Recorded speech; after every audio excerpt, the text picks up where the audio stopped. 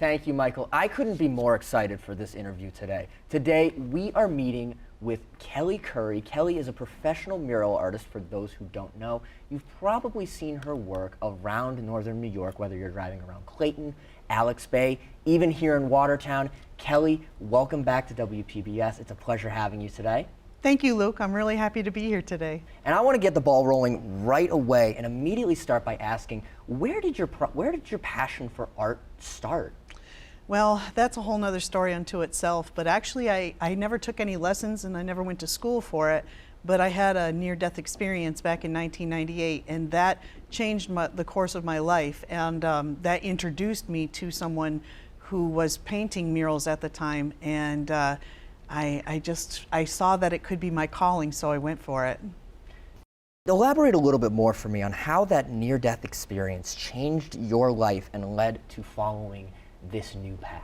After my near-death experience, like I said, that's a whole deeper story that takes some time to tell. But I came out of it with a new sense of direction and a new sense of what my life could be if I put into action the things that had been kind of shown to me in that happenstance, shown or downloaded. I'm not really sure what words to use for it, but I had been given a kind of a bigger perspective of what life really was all about. And it was through that bigger perspective that I came out knowing that there was more to life than the life I was living.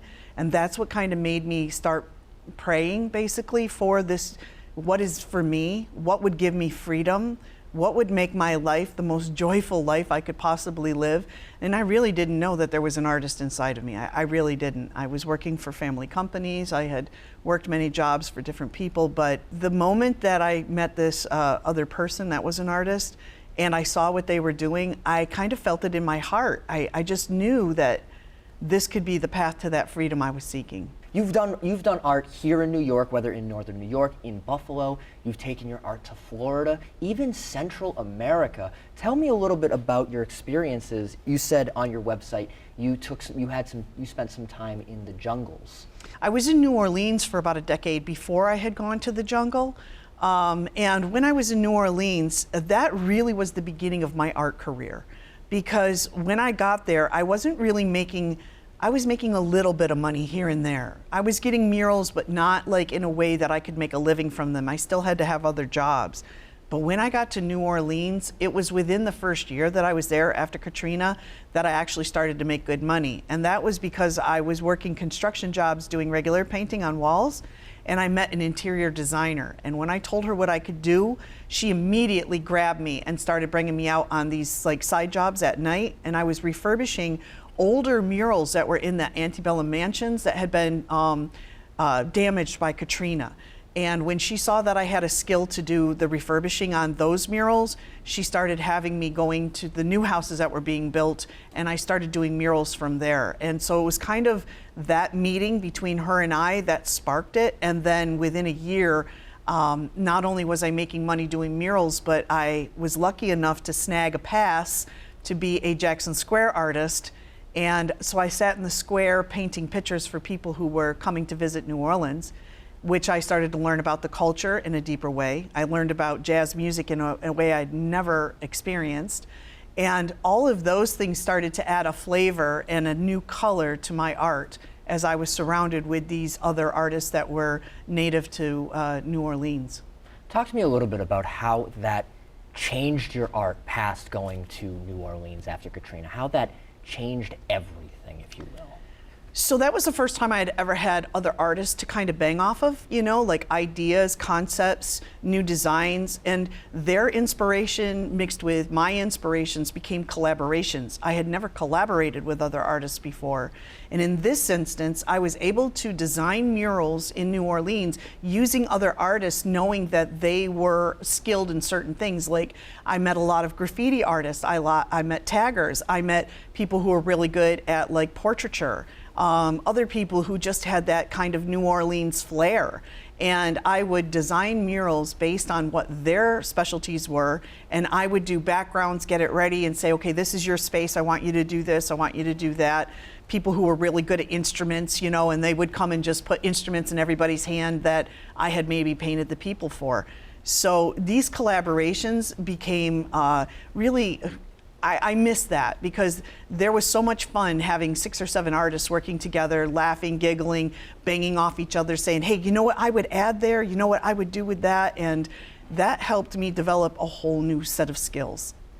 Now talk to me a little bit about your process. What goes into making something like a mural? The process over the years has definitely gotten much deeper. I started to get into historical context murals where I was telling a story. And I always liked telling a story, but I realized that by reading and researching and talking to other people, that your story, your picture of your story could have deeper and deeper meaning, deeper details, things that people that knew a little bit about the history would find very interesting to be added. And so I got to go, over the years, I've had a chance to go to other people's homes, older homes that have maybe an original an 1800s kitchen, or they had like a 1800s cupola, or maybe they had the original bathrooms or the original bedding. And I would use that as photographic evidence for myself when I was drawing up the idea for those. So research is definitely a very heavy part of what I do for murals, to make sure that I have all my elements together before I do a preliminary drawing. That way I know when I go to start my mural, I have my research material to go back to when I want to know, like, what does the horse's head look like when he's tired and it's hanging down, or what does a person's torso look like when they're turning to look over their shoulder. And so I would use that, those pictures and that kind of research to help me as I do my mural. I got one more question for you. Talk to me about what role spirituality plays in your work. Well, it plays an absolute 100% role in my work because that's where it came from. From the moment that I started to pick up the paintbrush and paint way back in 1999, and I had the experience in 1998, I knew that that was my path to freedom in this world, and I knew that that had been given to me by that experience. And I like to say God gave me this talent because I didn't have the talent prior to that experience. And so whenever I'm painting on the mural, I like to check my energy. I like to make sure that I'm clean and clear in my heart, that I'm in a space of happiness or joy or thankfulness, because I feel that I'm a better painter when I do that. And I feel like I'm giving thanks for the gift that was given to me. And then I also feel like another human being, when they're looking at the artwork afterwards, will feel that energy that I put into it. So it plays a 100% role in what I do. Well, Kelly, I could keep going for hours talking with you, but I'm getting the wrap-up signal from my camera people. Before we go, I hear that you're going to be in Clayton refurbishing some of your murals that you've worked on in Clayton. But also, where can people go to learn more about your murals and you as a person?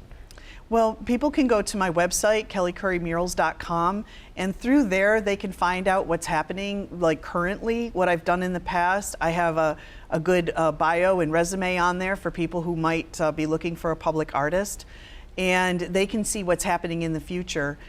This summer is a really big summer because I have about 15 murals up here that are outside on the river area, and this summer I will be refurbishing most of them, a majority of them.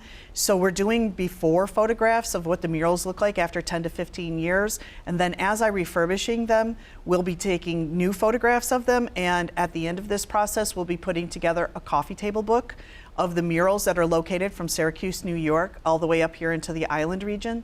And also we'll be going into some of my past clients' homes, those who will give us permission, and we'll be taking photos of those murals to include also to show the range and depth of my artwork.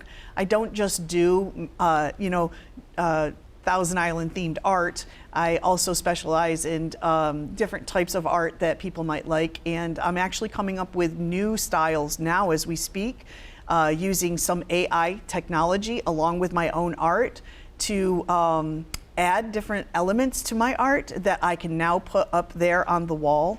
I have a couple of really large, exciting projects on the forefront.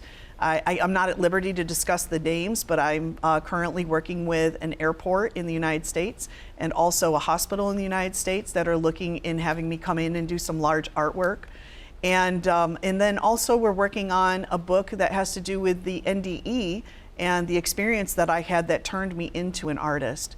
And all of that kind of connected to the Central America that we didn't really get to talk about, but in Central America, I own property in Nicaragua because I was there for 10 years.